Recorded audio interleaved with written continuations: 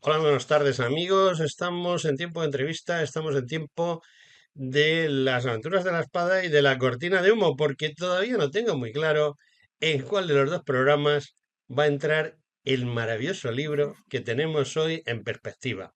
Y para eso hemos traído un repetidor que parece que no quiere aprobar y por eso lo tenemos que repetir de vez en cuando. Y bueno, pues ese Bien, bien. repetidor es ni más ni menos que un gran economista, un gran dialogante y un gran conferenciante. El otro día tuve la oportunidad de comprobarlo en un tema tan espinoso como el clima, todo el tema de los climatontos y clima además, que él creo que lo domina muy bien y que no creo que haya mucha gente dispuesta a enfrentarse en un TAT con don José Ramón Ferrandi. Buenas tardes. Muy buenas tardes, querido amigo. A tu disposición, como siempre, encantado. Bueno, José Ramón, eh, como siempre vamos a tener problemas a lo largo de la conexión porque, no sé, a lo mejor los chicos malos nos tienen cogida la medida y no quieren que se nos vea bien, pero por lo menos se nos va a oír. José Ramón, tengo entendido que presentas un libro, además un libro que va a sentar cátedra. Hombre, lo de la cátedra no sé yo. Últimamente lo de las cátedras se devalúa un poco, pero bueno, ya sabes que esos son temas completamente ajenos al interés general. No, sí presento el libro, lo hago el jueves 21 y espero después tener otras cuantas presentaciones adicionales, pero la primera y principal tendrá lugar el jueves 21 a las 19:30, efectivamente. Vale, pues vamos a ver. Aunque yo más o menos tengo idea de qué va, me voy a hacer totalmente el tonto por una sencillísima razón. Porque la gente que nos va a ver y nos va a escuchar sí que no tiene ni idea la mayoría, el 90% o el 95%, de qué va tu libro. De modo que, primero, ¿cómo se titula el libro y por qué le has puesto ese título? El título del libro es, bueno, tengo aquí uno, incluso puede llegar a verse A con ver, a un ver. poco de suerte. A Sí, ver, sí, aquí. franco sin adjetivos. Ya está, ya hemos contestado la primera pregunta. El título es Franco sin adjetivos. Ujú, ¿Y el por qué se lo he puesto? Bueno, en realidad no se lo he puesto yo. Se lo ha puesto Pedro Fernández Barbadillo, que es ujú. quien ha escrito el prólogo, con quien me reuní hace algún tiempo y le dije, mira Pedro, estaba pensando tal, y le dije que le ofrecí la posibilidad, él aceptó encantado y la verdad es que es una magnífica persona y mejor escritor y divulgador. Pero, a historiador sobre todo. Pero le comenté, dice, bueno, ¿y cómo se va a titular? Digo, bueno, esta posibilidad, la otra, la de más allá. Dice, pero ¿qué característica tiene fundamentalmente tu libro? Digo, hombre, que no adjetivo en absoluto la gestión de Franco. Dejo que los hechos hablen por mí y por él. Dice, pues ya está, Franco sin adjetivos. Digo, pues mira por dónde has dado en el clavo, por lo menos esa es la opinión que tengo. Con lo cual, a partir de ahí, pues ya estaba el título puesto, Franco sin adjetivos.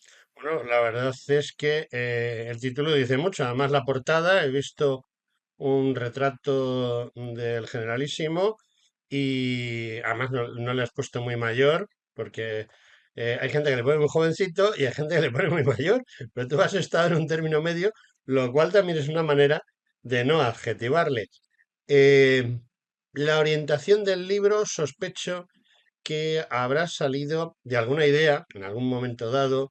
Tú has dado una conferencia o has estado en algún simposio, en alguna cosa, y has observado que, bueno, pues la mayoría de la gente le gusta calificar, adjetivo calificativo. ¿Y eso es lo que te ha llevado al libro o te han... Bueno, sospecho que no solo eso, porque no hay cosas unicausales, sino multicausales. Pero ¿cuál es el origen real de la idea de decir, vamos a hacer este libro? Antes de desarrollar el origen y saber cómo hemos llegado hasta aquí, Ujú. querría decirte que la fotografía de portada es aportación del editor. Ah, ¿Y por qué? Pues porque la mía era una foto bastante más conocida, en la que Franco aparecía más hierático, más oficialista. Y fue la que yo entregué. Y me volvió con esta foto que dije, anda, pero era mucho mejor que la mía. Aquí, como siempre, cuando alguien mejora el original, pues lo que hay que hacer es aceptarlo y decir, pues sí, señor, su foto es mejor que la mía, póngase. Bueno, ya estaba puesta. Y nada, y la verdad es que estoy encantado porque es una foto que jamás la había visto. Y es una foto de un Franco más humano, es decir, menos vestido para la foto. Ujú. Así es que ha sido mi editor, Sierra Norte Digital, y la verdad es que ha acertado. El origen. No he ido a ninguna conferencia. Lo que pasa es que, vamos teniendo años. Yo nací en 1951, es decir, hasta 1975, 24 años de vida en una España en la que el jefe del Estado siempre fue Francisco Franco. No siempre fue el presidente del gobierno, solo al final cedió, pero a Carrero Blanco. Y después también, bueno, pues cuando asesinaron a Carrero, pues también hubo otro presidente del gobierno, luego lo haremos de él. Pero en cualquier caso, vamos, Carlos Arias Navarro, ya lo sabemos. Pero Franco había marcado una época. Y entonces, bueno, yo vivía en esa sociedad sin ser demasiado consciente. Hombre, ya cuando ya tenía 24 años, estaba terminando ciencias políticas, tenía bastante claro el significado de la función, del desarrollo, de la incidencia de Franco en la sociedad y en el Estado de su época. Fueron 39 años, no es poca cosa. Y nada, pues falleció. Y yo desarrollé mi vida, pues como tantísimos españoles de la época, haciendo caso omiso de la incidencia que pudo tener Franco a lo largo de la historia. Después observé que a raíz de la llamada transición, se le iba tratando progresivamente peor en los medios de comunicación, no ya en la universidad, donde evidentemente se le denostaba un día sí y otro también. Y a mí aquello me chocaba, digo, pero esto no es cierto. O sea, muchas de las cosas que dicen me consta que no son ciertas. Y claro, dije, bueno, pues cuando me preguntaban yo contestaba y a veces me miraban y decían, este bicho raro, ¿por qué no se dedica a descalificarle? Bueno, pues porque entendía Ya. que no procedía. Ujú. Y nada, pasó el tiempo, me he dedicado, he hecho toda mi carrera, he terminado, me he jubilado, he escrito algunos libros y de repente un día dije, caray, ¿y por qué no hago yo un pequeño opúsculo intentando explicar los hechos sin opinión, sin adjetivos, sin verificaciones de terceros? Bueno, alguna vez sí se ha colado alguna y ahora la explicaré, de Indalecio Prieto en concreto, es decir, uno de los enemigos de Franco, evidentemente, que resultó encomiástica, claro, y además así lo dijo. Bueno, pues entonces decidí que había llegado el momento y entonces me puse a escribir. Claro, ¿cuántos libros hay sobre Franco? Pues yo he leído algunos, evidentemente centenares sin duda. Y sobre la guerra civil y aledaños, la república y tal, bueno, pues esto se computa en el orden de miles. Y claro, ahora llego yo, que no soy historiador, sino licenciado en ciencias políticas y funcionario, y me pongo a escribir un libro y digo, bueno, este hombre que se ha creído. Bueno, no se ha creído nada. En realidad yo lo que quiero es aportar simplemente una perspectiva en la que los hechos hablen por sí mismos. Es decir, ni está mi opinión, ni está en general la opinión de terceros, ni se valoran los acontecimientos. Simplemente los presento. Y es el discurrir de España desde el nacimiento de Franco hasta el momento actual. Todo eso en 150 páginas. Hombre, tuve que hacer un enorme esfuerzo de síntesis. Y ya está, eso es lo que he hecho. Bueno, lo de Opúsculo y 150 páginas, pues no sé yo cómo encaja. Hombre, porque tiene fotos. La inmensa mayor, no, la totalidad de las fotografías las he proporcionado yo. Ahí el editor no ha hecho nada más que insertarlas, incardinarlas en el texto y eso ya ocupa un poquito. Y luego tengo que decir que siguiendo no sé si buena o mala costumbre, pero mi costumbre a la que no renuncio de poner muchos pies de página, lo que he hecho ha sido introducir a todos los actores o artífices de la historia con los que convivió Franco y con los que de alguna manera se relacionó, como pies de página. Entonces hay pies de página que ocupan 2 páginas. Bueno, pues eso también suma número de páginas. Pero en realidad, si uno quiere leer el texto sin descender a las ampliaciones que hago después, pues la verdad es que el texto es muy cortito. ¿Por qué? Porque hay mucha gente que a lo mejor no tiene tiempo, o no tiene ganas, no quiere ilustrarse especialmente, y entonces dice, a ver, lo voy a leer de corrido. Y entonces simplemente no lee los pies de página y me parece muy bien. Hay otros, la inmensa mayoría, que sí bajan a los pies de página porque realmente hay datos muy interesantes. sobre todo cuando hablo de las relaciones internacionales y de los ámbitos económicos, que son los dos aspectos en los que quizás se haya escrito un poco menos. Desde luego, en los aspectos políticos internos hay una enorme cantidad de información, no ya en el libro, sino en el mundo. Y en el libro reflejo parte, pero una pequeña parte. Realmente donde el libro es diferencial es en el tratamiento de los aspectos económicos, bueno, y también en los de relaciones internacionales. Bueno, es lógico que tú hagas hincapié en el tema de las relaciones internacionales, ya que eres un hombre que ha estado trabajando para esta España nuestra, a lo largo y ancho del mundo.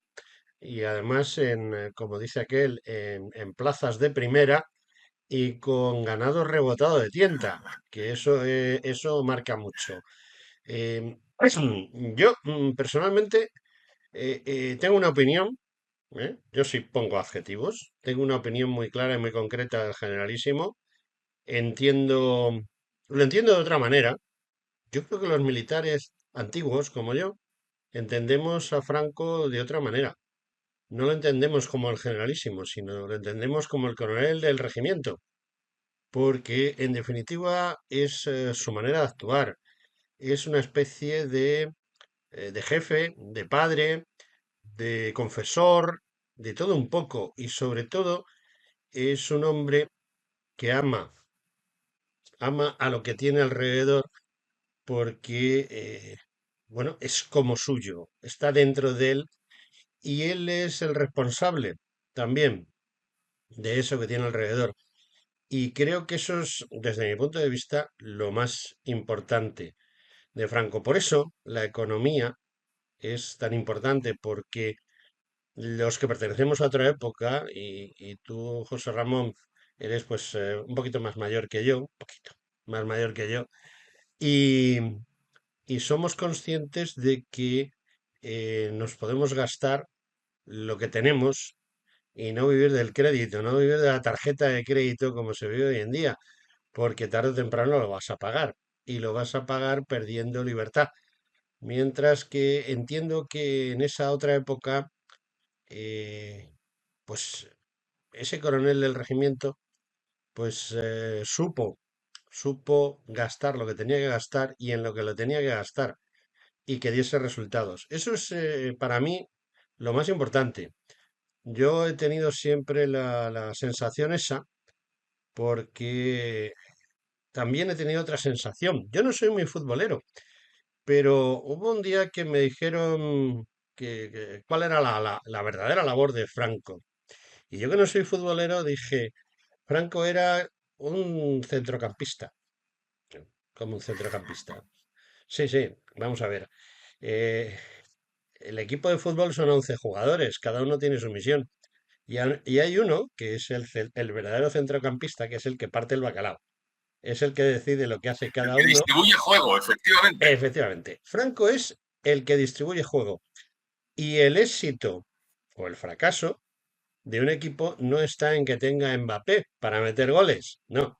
Está en que el centrocampista, buen centrocampista, sepa hacia dónde hay que ir, o adelante, atrás, proteger, atacar, a quién le tiene que pasar la pelota, etcétera, etcétera.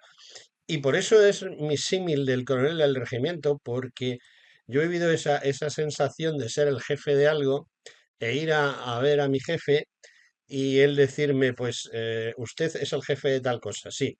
¿Qué problemas tiene? Tal. ¿Cómo los solucionaría? De tal manera. Muy bien, pues adelante. Y luego me da usted cuentas de lo que ha hecho. Algo que hoy en día no sucede. Hoy en día no se pregunta cuáles son los problemas, quién es la persona más adecuada para solucionarlos y desde luego lo que no sucede es pedir cuentas. Franco era un centrocampista. Franco era alguien que sabía y conocía bien a las personas que tenía bajo su mando. Me ha parecido muy sugerente tu comentario y me gustaría desarrollarlo un poco. Y las conocía bien, les confería la responsabilidad de resolver los problemas, después supervisaba los resultados y en función de ellos y de las circunstancias cambiantes que se concitaban en la vida de España como un todo, o bien continuaban en su puesto o bien prescindía de ellos. Es decir, no tenía ningún compromiso de continuidad, sino simplemente lo que hacía era desarrollar su capacidad como jefe. Volviendo a esa capacidad como jefe y como militar, todos sabemos que Franco fue en su día el general más joven de Europa, es decir, que tenía los ascensos que obtuvo por méritos de guerra en el norte de África le posibilitaron alcanzar ese grado con una enorme juventud, insultante juventud, 33 años de edad. ¿Y por qué? Pues porque tenía varias virtudes. La primera, un valor absolutamente innegable unido a una gran frialdad analítica bajo las balas. Es que eso no es nada fácil. Uno. Segundo, se cuidaba enormemente de la tropa. Enormemente quiere decir que incluso en algunas ocasiones, y una la describo en el libro, modificó el patrón temporal de alguna operación al objeto de proteger mejor a sus tropas, aunque tardara más en alcanzar el objetivo. Eso no era habitual. En tercer lugar, se cuidó muchísimo de las líneas de abastecimiento, es decir, es un hombre que cuidó la logística, cuando entonces no se tomaba en consideración ni la intendencia de una manera absolutamente espectacular, lo cual también facilitaba la vida de sus subordinados, lógicamente. Y en cuarto lugar, la verdad es que era un estudioso. Eso es algo que la gente que conoce un poco la vida de Franco lo conoce. Cuando terminaba la jornada, no hablo de un combate, sino simplemente de su posición cuando estaba en el terreno, y la gente terminaba y se pasaban e iban a la cantina a charlar, Franco se retiraba a estudiar. Pero a estudiar factores o elementos militares y también de otro orden. Lejos de mí aceptar esa afirmación tan extendida de que Franco era un ignorante que tuvo suerte porque tenía astucia, por el amor de Dios, cuando uno no sabe, se tiene que callar. Es así.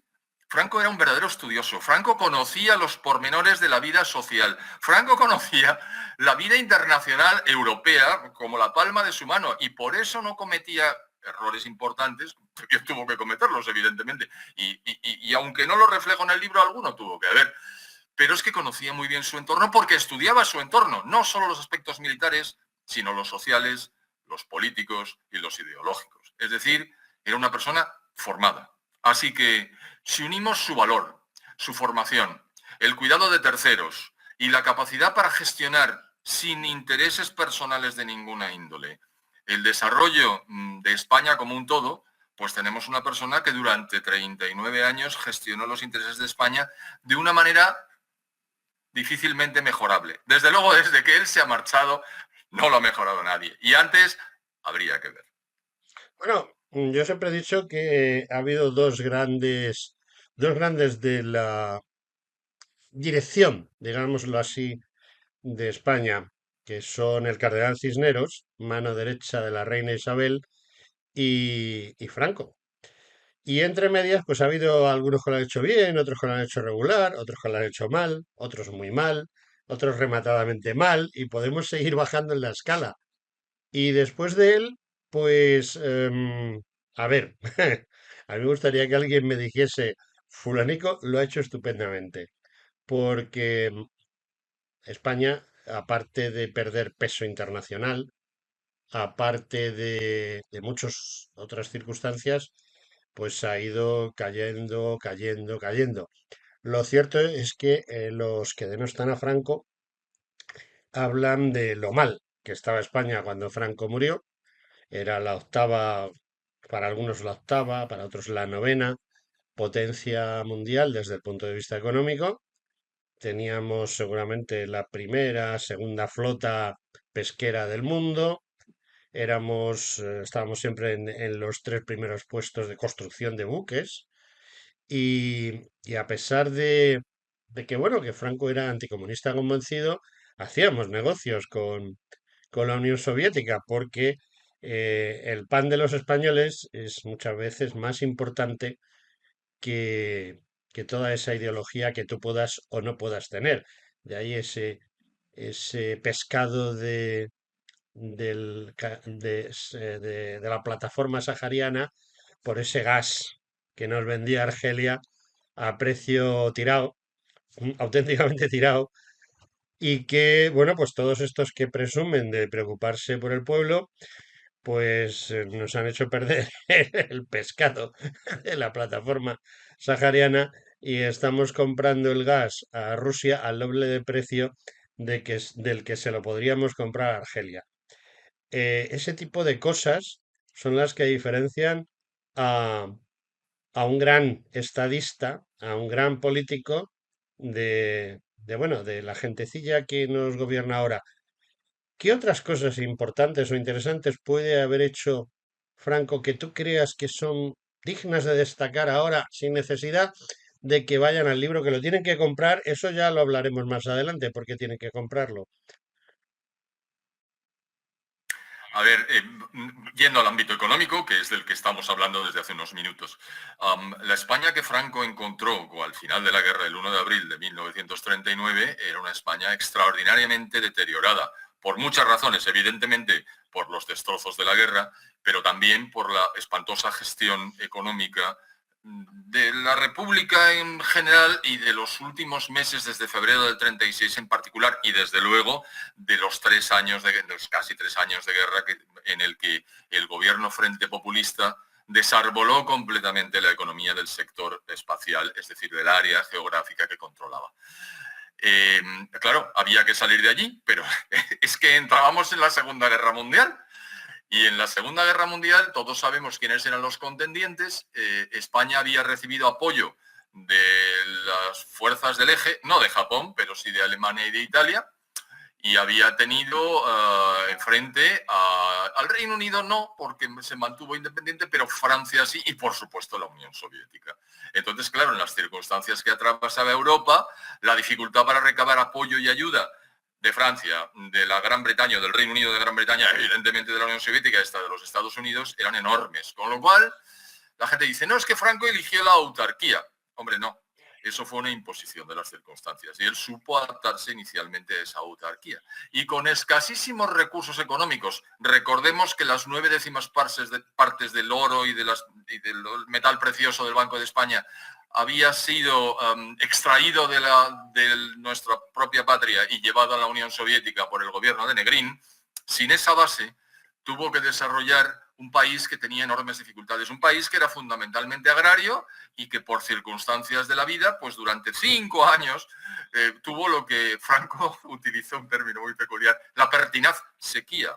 Claro, si no llueve y tu país no tiene regadíos y tú tienes que sobrevivir y solo tienes agricultura y no puedes recibir ayuda por razones X del exterior, tienes un problema.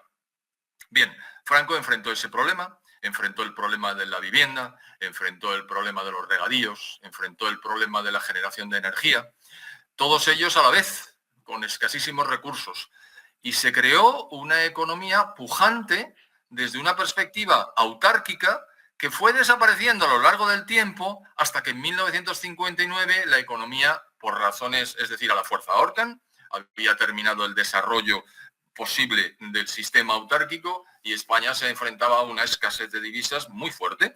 Y entonces, aconsejado por economistas liberales y apoyado por el Fondo Monetario y el Banco Mundial, estamos hablando de 1959, 30 años después del principio de la Segunda Guerra Mundial. Las circunstancias eran otras y Franco supo adaptarse en cada momento a las circunstancias. De manera que con una serie de políticas prudentes, sensatas y de largo aliento, sobre todo de largo aliento. Uno no construye una red de pantanos mirando sobre si le van a elegir y no le van a elegir. No, las circunstancias no concitaban en absoluto elecciones de ninguna índole. No había partidos políticos, como sabemos. Eso le explico en la posguerra, en el capítulo de la posguerra. Todos sabemos que no había partidos políticos al uso. Había familias. También explico lo que significa. Muy bien, pues él supo coordinar todo eso a través de un Consejo de Ministros en el que Franco, y volvemos a lo que hemos dicho antes, delegaba en cada uno de los ministros sectoriales la responsabilidad del desarrollo de las políticas concretas. Magnífica gestión, vamos, mejor que Toni Kroos, porque volviendo al símil futbolístico que has utilizado anteriormente y hablando del Real Madrid, lo que se ha notado enormemente es que Toni Kroos no está distribuyendo juego en el Real Madrid. Efectivamente, a Tony Kroos me refería, lo que pasa es que no quería personalizar en él. Pero ciertamente el centrocampista no hay en el Madrid ahora mismo alguien que sepa repartir juego, de modo que el Madrid tiene un problema. Igual que España, pues tiene un problema porque tú has sacado a relucir hace un momento el problema hidrológico. España es un país muy seco, más cercano climatológicamente, que está de moda lo del clima, a África que a Europa, es decir, los Pirineos, si tú desde el aire vas volando y miras hacia abajo, los Pirineos son como una barrera que frena total y absolutamente lo verde y empieza a aparecer lo ocre. Lo ocre es España, que a la gente se le olvida, pero no solo se hicieron pantanos, sino que se hizo una reforestación, quizá no adecuada en algunos momentos, nadie lo discute, quizá los ingenieros de montes no estuvieron a la altura de las circunstancias y en algunos sitios lo hicieron muy bien y en otros sitios pues no lo hicieron tan bien. Pero lo que sí es cierto es que esa España seca con la que se encuentra Franco en 1989 no es la España seca que nos encontramos en 1975. Han cambiado muchas cosas. Primero hay pantanos, muchos pantanos, grandes, pequeños, regulares. Además, pantanos para solucionar problemas. Si Valencia no ha sido arrasada hace muy poquito, ha sido gracias a que en un momento dado ya fue medianamente arrasada y al ver Franco el problema dijo, señores, esto hay que solucionarlo. O sea, aquello de esto hay que solucionarlo. Usted, fulano, encárguese de ese tema. Lo que pasa es que, bueno, era un problema excesivamente grande, se solucionó en parte. El hecho de que Valencia no haya sido arrasada es consecuencia de eso, pero la segunda parte que había que haber hecho, pues no dio tiempo. ¿Y qué es lo que ha pasado a partir de 1975? Pues que no solo se ha acabado con ese plan hidrológico a largo plazo que tenía Franco, que trató de resucitar Aznar, no en totalidad, pero en parte, y se ha pasado a lo de los climatontos, ¿no? Eh, el plan hidrológico que Franco tenía hubiese resuelto en gran medida situaciones como la que vivimos actualmente en Valencia y cómo es posible que los partidos políticos, que tanto todo el mundo los quería tanto, ya la cosa no está tan clara, son tan estúpidos que no se dan cuenta de que hay que gobernar para los españoles y no para los intereses multinacionales. A ver, has sacado tantos temas que como nos pongamos a desarrollarlos se nos hace de noche cerrada. Pues Bueno, nada, de noche vamos al cerrada, sin problema. Vamos al principio. España, en su conjunto, es decir, tomando en consideración la península, Sí. no estoy hablando de Baleares, de Canarias, de Ceuta y de Melilla, tiene un conjunto de precipitaciones suficiente. Es decir, el norte de España es verde, pero efectivamente el sur no. Y el este, que en su día vivía absolutamente de la huerta, pues tiene precipitaciones, digamos, vertiginosas o catastróficas con relativa frecuencia. Me refiero a la gota fría. Luego hablaré de eso. No. Lorenzo Pardo, creo que fue un ingeniero de caminos, en 1931 diseñó ese plan hidrológico, que durante la República se presentó 3 veces para su aprobación, pero que los enfrentamientos partidistas hicieron imposible esta y no se desarrolló. Franco lo que hizo fue tomarlo y aplicarlo con las limitaciones que se derivaban de lo que he dicho anteriormente, de las dificultades financieras asociadas a una situación muy difícil. Bueno, ese plan hidrológico contemplaba la construcción de embalses para regular los flujos a la hora de las riadas, para disponer de agua para el regadío y el servicio a las ciudades, es decir, al consumo, y por supuesto para la generación de energía eléctrica. Es decir, es una triple función que se ha desarrollado magníficamente durante muchos años. Eso por un lado. Por otro, había que interconectar las cuencas, porque, bueno, conocemos todos, al menos de oídas, el trasvase Tajo Segura, pero había otros muchos más diseñados, sobre todo del Ebro hacia el sur, para alimentar la huerta, que a su vez alimenta toda Europa, o lo hacía. ¿Qué ocurre? Pues que aquello funcionaba razonablemente bien, y cuando llegó la transición y aparecieron los partidos, los intereses ya no eran los intereses de España, sino los intereses de los partidos, como se ha puesto de manifiesto radicalmente en los últimos tiempos. Por eso la gente está cada vez más desafecta a ese sistema. Pero bien, volvamos un poco al tema que nos ocupa. Ese control de los flujos de lluvias, que a veces son verdaderos temporales, se efectuó razonablemente bien. En octubre de 1957 en Valencia tuvo lugar una riada, no fue la más importante, le llamamos riada en la zona. ¿Y por qué digo que le llamamos? Porque yo nací en Valencia y la riada aquella la vi desde el balcón de mi casa, afortunadamente yo tenía 6 años, pero estas cosas no se olvidan. Y lo que ocurrió fue que efectivamente hubo 89 muertos. ¿Por qué? Pues porque se desbordó el río Turia por las lluvias de cabecera, aunque yo vi en Valencia no fue tanto, fue arriba en las montañas. Valencia está rodeada de montañas, a veces la gente no se acuerda. Valencia es una pequeña llanura que desciende hacia el mar con muy poca inclinación en principio, pero que cuando llegas al interior se eleva muy rápidamente. Hablo de Requena, hablo de Utiel, hablo de las montañas de Alicante, hablo de las de Castellón.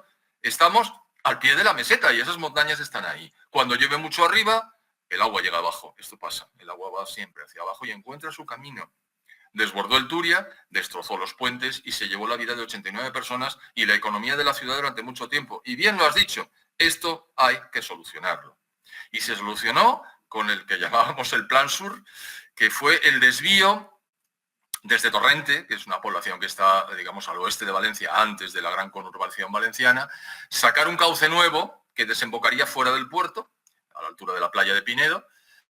Pero claro, aquello es una obra magna y se tardó bastantes años en realizar, pero claro que se realizó. En 1959 tuvo lugar la riada y en 1969, me parece, he dicho 59, no, la riada fue en octubre del 57. Bueno, pues en el 79 estaba terminado, perdón, en el 69, joder, con los números, estaba terminado el Plan Sur, con un cauce gigantesco que habilitaba un flujo de agua, una avenida, un caudal 2 veces superior al que había arrasado Valencia. ¿Y qué ha pasado ahora cuando ha vuelto a tener lugar una gota fría? Pues que el agua que hubiera arrasado Valencia se desvió por el cauce y no ha hecho ningún daño en Valencia. Pero como no se hicieron las obras que estaban previstas en una serie de el río Magro, el barranco del Pollo, una serie de cosas, se han desbordado, no tanto el río Magro cuanto el barranco del Pollo, que ya se había desbordado en 1776, cuando José Antonio Cabanilles, un botánico que tiene una gran calle en Valencia, avisó y explicó qué había pasado en Chelva cuando el barranco del Pollo se había desbordado. Como no se trabajó sobre eso y como decidieron anular, sí, José Luis Rodríguez Zapatero anuló el Plan Hidrológico Nacional, que estaba financiado en su totalidad por la Unión Europea, no se olvide, bueno, pues los problemas estaban ahí. Ha venido otra gota fría, que ni mucho menos es una gota fría distinta de las anteriores en el sentido de que ha sido brutal. No, no. Las precipitaciones han sido muy inferiores a las que tuvieron lugar en 1982 cuando saltó la presa de Tous. Y a pesar de que saltó la presa de Tous, lo que significa eso, hubo 9 muertos. Ahora nunca sabremos los muertos que ha habido. Nunca sabremos porque el gobierno se empeña en que no lo sepamos. Pero vamos, rondamos los 200 y pico, y poco pico, de los que ya están claramente fallecidos como consecuencia de esto, y a saber. ¿Y eso por qué? Porque no se hicieron por 2 razones. Porque no se hicieron las obras públicas que se debían haber hecho y que en tiempo de Franco se hubieran hecho con toda certeza. Y porque el cuidado de los cauces no ha sido el adecuado, porque hay un ecologismo asesino que dice que no hay que limpiar los cauces. Y entonces lo que ocurre es que cuando baja el agua se lleva árboles, se lleva troncos, se lleva plantas, todas estas se quedan en los ojos de los puentes y los puentes son derruidos y entonces se genera una ola que es como un tsunami, que es la que cae sobre las poblaciones y mata a la gente. Hay que ser criminal. Bueno, los hay. Así es que en eso estamos, en que si se hubieran hecho las obras públicas necesarias esto no hubiera ocurrido, siempre que se hubiera cuidado los cauces como debía haberse hecho. No se ha hecho. Y no se ha hecho por razones políticas. Y hasta aquí puedo hablar. Pues como siempre, por razones políticas. Hay unas cuantas cosas en la vida de Franco que a mí me llaman la atención. La primera, tú la has pasado un poco por encima sobre ella. No sé cómo se trata el libro porque todavía no ha caído en mis manos. Creo que caerá en breve. Y es el tema de ese juego de influencias políticas durante los años que van de 1936 a 1945. Indiscutiblemente, solamente 2 países, principalmente, y algunos más, porque, por ejemplo, yo no sé por qué a todo el mundo se le ha olvidado que también hubo un apoyo de nuestro vecino Portugal, incluso hubo unidades militares portuguesas llamadas los Viriatos, que vinieron a pelear a España y que estuvieron con el bando nacional, pero de eso se ha ocurrido no un tupido velo, sino un telón metálico. O sea, los portugueses parece que no existían, no estaban, no estaban. Pero sí, había dos potencias en ese momento, Italia y Alemania, que en un principio tampoco fueron muy, vamos a apoyar esto, fueron un poco reticentes. Hubo quien tuvo que convencer a, a Hitler para que apoyase militarmente, que no de otra manera, porque inicialmente, y tampoco muy militarmente, sino ceder determinado material. Hay por ahí un interesante trabajo de un español, vamos, varios españoles que van, pero hay un español que consigue sacar a Hitler de una representación de Wagner que estaba viendo, se reúnen en un despacho y le convence de que es necesario e imprescindible el apoyo a Franco, concretamente. O sea, es el apoyo a Franco lo que hace Adolfo Hitler enviando esos aviones que van a constituir el primer puente aéreo de la historia. Y bueno, eso se refleja en que el socio principal de José Antonio Primo de Rivera, curiosamente cuñado de Franco, pues fuese ministro de Asuntos Exteriores y llevase una determinada política, hasta un momento en el que Franco, hombre inteligente, como tú dices, y que estudia las situaciones, se da cuenta de que aquello va a cambiar a no tardar mucho. Y le da la vuelta al gobierno y pone a otro ministro de Asuntos Exteriores completamente contrario a las opiniones del que había antes. A todo esto debemos de decir, ¿eh? Otra pregunta larga, ¿no? Debemos de decir una cosa. Yo siempre he tenido la opinión, la intención y la idea de que solo había un anglófilo en el gobierno de Franco y era él. No sé si estoy equivocado. A ver, lo de la adaptación a las circunstancias lo hemos comentado hace un rato. Ujú. Efectivamente, con enorme frialdad analítica, la misma que tenía cuando estaba en combate bajo las balas, bueno, pues sin balas y sin combate, imagínate. Y él podía ver cómo iban evolucionando las cosas. Evidentemente, tanto Alemania como Italia suministraron al principio Savoia Marchetti por parte italiana vehículos de transporte aéreo y los Junkers que permitieron efectivamente el primer puente aéreo, también organizado bajo el general Kindelan, que era el jefe de la Fuerza Aérea, claro.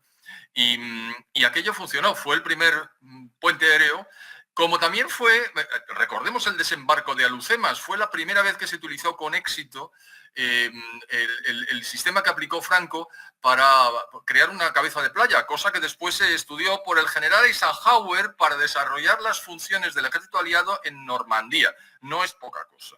Es decir, Franco sí que tuvo una serie, bueno, ya lo sabemos, era un gran militar, un gran estudioso y además aplicó los conocimientos a los desarrollos que le correspondió liderar.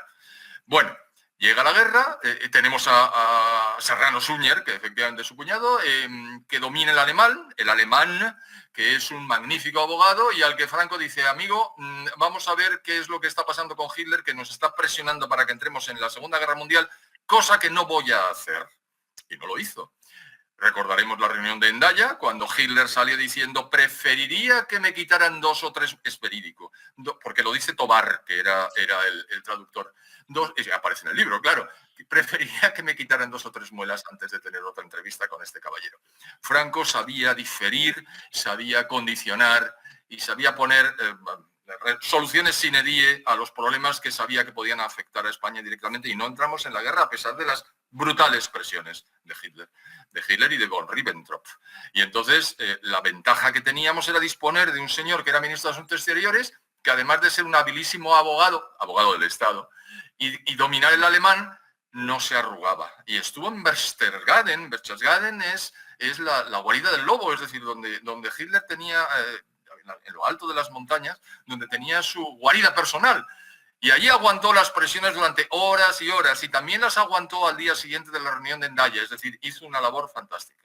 Y cuando Franco se dio cuenta de que eso no era así, puso anglófilos al frente, es decir, uno de ellos fue Beigbeder, que duró relativamente poco, pero él sabía modular un poco la presencia de los que iban a resolver los problemas al frente de los ministerios, de tal manera que en un momento dado Hasta Churchill y Anthony Eden reconocieron en el Congreso de los Diputados británicos, en la Cámara de los Comunes, que la labor de Franco había hecho mucho más fácil el desarrollo de las operaciones por parte de Inglaterra. Es decir, hubieron todos de reconocer que Franco tenía razón y que lo veía antes que ellos, simplemente un gran estratega, ¿no? Un gran estratega que a lo mejor en la guerra no era el mejor estratega, todos hablan de Vicente Rojo. Vicente Rojo, que era el jefe del Alto Estado Mayor, era un gran estratega, pero no era tan buen táctico como Franco, ni mucho menos. Von Moltke, el viejo, dijo en su día, sí, un responsable militar de alto nivel puede establecer un plan estratégico fantástico, pero ese plan desaparece en cuanto tiene lugar el primer enfrentamiento. Y si no es un buen táctico, pierde la batalla. Bueno, pues Franco podría a lo mejor no ser el mejor estratega, no lo sé, pero desde luego sí era el mejor táctico. Y también fue el mejor táctico a la hora de cambiar la gestión de la cosa pública española en función de las circunstancias exteriores. España no hubiera podido soportar el paso de las tropas nazis cuando en la Operación Félix se le ofreció tomar Gibraltar de los británicos y entregárselo a España. Y entonces Franco le entró la risa floja porque todos nos acordamos de lo que hizo Napoleón. Y él el primero dijo, aquí no entra ni el tato. Y no entró. Y claro, la gente eso a lo mejor no lo sabe, pero si lee el libro lo vas a ver con pelos y señales. Sí, esa postura de Franco recordando a nuestros aliados franceses en 1805, que luego serían nuestros enemigos en 1808, pero porque ya los teníamos dentro. El gran problema que ha tenido España siempre ha sido fiarse de gente que se suponía que son unos excelentes amigos nuestros y que luego nos han apuñalado. Ahora mismo tenemos un gravísimo problema en el norte de África gracias a esos aliados maravillosos que en el 98 liquidaron los restos del Imperio Español, ¿no? Y hablando de todo un poco, y hablando de esos maravillosos aliados que nos quisieron meter en la guerra de Vietnam, bueno, de hecho nos metieron en la guerra de Vietnam y Franco mandó la friolera de cuarenta y tantos sanitarios, entre médicos, enfermeros, gente de intendencia, etcétera, etcétera. Los americanos querían la bandera española en el cuartel general de Vietnam y la pusieron. Y nosotros mandamos cuarenta y tantos individuos en dos grupos de veintitantos que montaron un hospital de campaña. Montaron un hospital de campaña en un edificio semiderruido y hicieron lo que hacemos siempre los españoles. Hicimos amigos con los americanos, con el resto de los aliados que estaban con los americanos y con los de allí porque tenemos la rara habilidad de hacer amistades con los de ahí. Yo lo sé porque he estado en Kirguistán y en Afganistán y resulta que eh, las únicas fuerzas internacionales que se llevaban bien con los afganos éramos nosotros. No sé por qué. O sea, también nos Pues mira, daban si me palos permites, de vez en cuando, pero nos si, llevábamos bien. si me permites, José Antonio, antes de que derivemos, me gustaría que efectivamente esto que estás diciendo de Vietnam, que probablemente mucha gente no lo conoce, aparece en el libro y aparece casi como anécdota, pero es muy importante. En 1965, Lyndon Baines Johnson llama a Franco y le dice, oiga, ¿por qué no manda usted unas tropas? Y entonces Franco le dice, mire usted, esta guerra está perdida por ustedes. Y el otro se queda así parado, dice, ¿cómo? Dice, sí, esta guerra requiere de un ejército fanatizado, como es el que tiene usted enfrente. Si un ejército occidental se fanatiza, ya no es un ejército. Y ustedes no se van a fanatizar. Por tanto, van a perder la guerra. Así es que no vamos a entrar. Eso sí, le puedo mandar, y ahí viene lo que has dicho tú, le puedo mandar unos pocos equipos con carácter sanitario simplemente para que le echen una mano a los soldados heridos que vuelven de frente. Y es lo que hizo. Vamos, no cedió ni un ápice, tampoco cedió un ápice cuando le llamó Johnson. Es decir, es un hombre que supo estar siempre en su sitio en defensa de los intereses de España. Eso no es fácil. Has dicho una cosa que me llama poderosamente la atención y que define perfectamente de quien estamos hablando. Le llamó Johnson. Franco hablaba directamente con los líderes de los otros países. De hecho, gente con la que, digamos, tuvo un enfrentamiento, pero que le reconoció sus virtudes, como Churchill, vino a España de manera extraoficial a conocerle. O De Gaulle vino a España, De gol. sí, sí, De gol lo cuento. o sea, gente que decía, no, es que Franco tal y cual, pero luego al final se apeaban de la burra y venían a a verle, no él iba a ver a... No, ellos venían a No, casa no, a verle y a charlar con así él es. sobre temas concretos, porque Churchill reconoció en su momento, y tú lo has dicho, no solo en los comunes, sino en más sitios, que de Franco aprendía cosas, cosas buenas, y no solo enfrentarse con. De hecho, ahí hablarás de las anécdotas de cuando ese general que mandó las tropas en Normandía, aprendiendo de Franco, vino y también hizo sus comentarios acerca de que, bueno, de que había conocido personalmente a un estadista y a un general, que era lo que era él también, un estadista y un general, Claro, claro, no como los claro, claro. anteriores a él, que, bueno, el vendedor de corbatas ese que era el presidente de, porque Truman. era vendedor de corbatas, ¿qué le vamos a hacer? El presidente de 1945 en Estados Unidos, que, bueno, pues se fiaba más de lo que le comentaban los cuatro de alrededor que porque él hubiese estado verdaderamente en un fregado solucionando problemas. José Así Ramón, es. ¿qué más? Hay muchos dirigentes internacionales que llamaban a Franco a preguntarle qué le parecía, ¿no? Como el tema de Johnson. Johnson seguramente le llamó para ordenarle, oiga, tiene usted que hacer tal cosa. Y al final, en vez de decirle, tiene usted que hacer tal cosa, creo que le diría aquello de, bueno, lleva usted razón. ¿Qué más hay así interesante en ese aspecto? A ver, cuento algunas anécdotas. Sobre todo explico que todos los presidentes norteamericanos que han venido a España son del Partido Republicano y no ha venido ninguno del Partido Demócrata, aunque Johnson lo fue y llamó por teléfono, pero eso fue todo.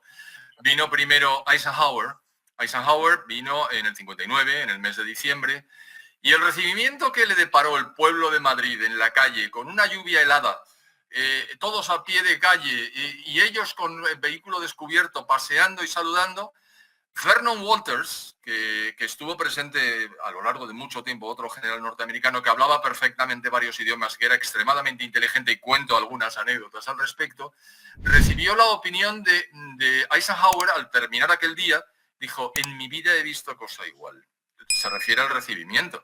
En su vida ha visto cosa igual el presidente de los Estados Unidos, que ha sido el general en jefe de las tropas aliadas. Bueno, pues así fue. Y luego vino Nixon, vino Gerald Ford, es decir, vinieron varios, a ver a Franco, es lo que has dicho tú.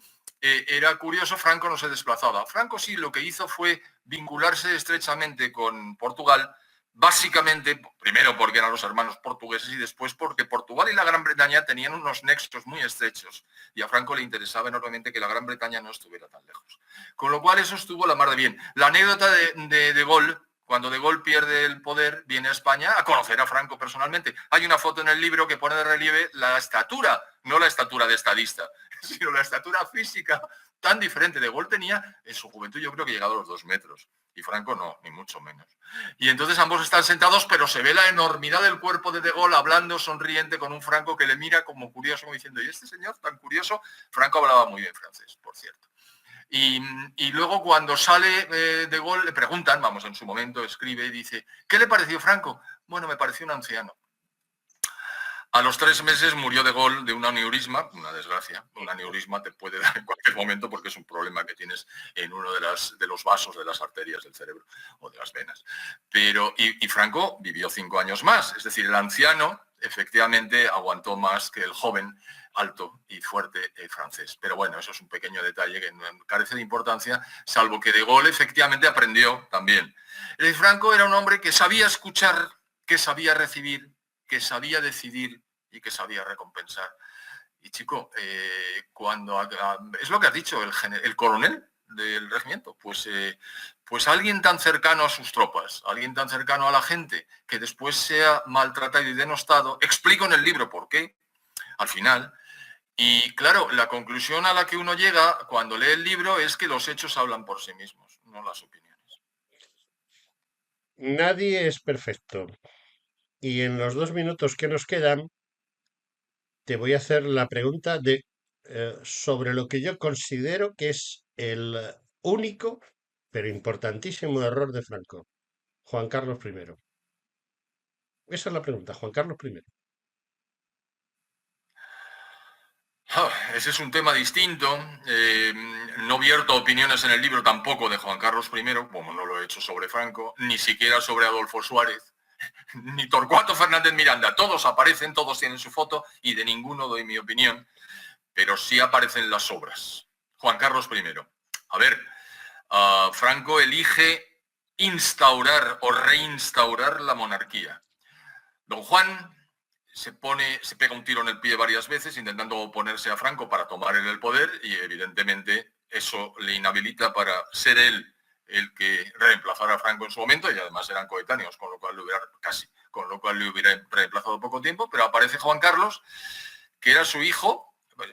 Los demás no estaban uno había muerto y las chicas pues no era lo más oportuno y entonces pues se le educa todo lo que se puede de la mejor manera posible, como se educó a Felipe, luego Felipe VI, para que fuera jefe de Estado. Y luego está la personalidad, cada uno es como es. Y entonces a Juan Carlos se le da un poder importante como jefe del Estado, pero luego aparece la ley para la reforma política, aparece la Constitución y el rey puede ser algo más de lo que es, pero en cualquier caso es una figura con muchísimo menos poder que la jefatura del Estado que Franco le había legado. ¿Qué hizo Juan Carlos con el poder? Pues, el poder relativo que tuvo y sobre todo esa representación, disfrutarla. Has dicho todo lo que tenías que decir, lo tengo muy claro. José Ramón, em, bueno, enhorabuena por el libro. No hace Muchas falta que te gracias. haga la pregunta de por qué tenemos que comprar el libro. Ha quedado muy claro a lo largo de la entrevista que es un libro Gracias. imprescindible si quieres comprender a una figura de, de ese calibre, de ese tamaño, de esa personalidad tan arrolladora y tan importante en la historia de España.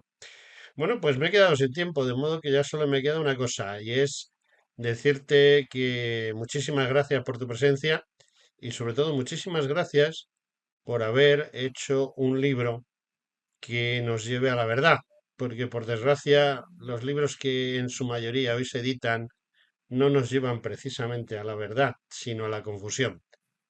José Ramón Ferrandis, muchísimas gracias por estar aquí con nosotros. Muchas gracias, José Antonio, por darme la oportunidad de que así sea. Gracias, de verdad. Un abrazo, amigo. Otro para ti, muy fuerte.